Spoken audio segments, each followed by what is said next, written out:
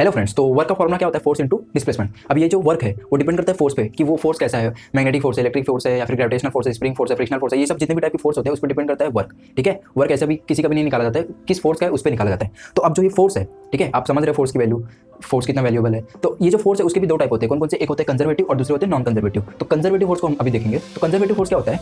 The work done by such force does not depend upon path. मतलब क्या? ये एक ऐसा फोर्स है जिससे जो वर्क डन होता है वो पाथ पे डिपेंड नहीं करता है। एग्जांपल लेते हैं, ज़्यादा क्लियर होगा। A to B तुम जा रहे हो तो 3 रास्ते 1 2 3।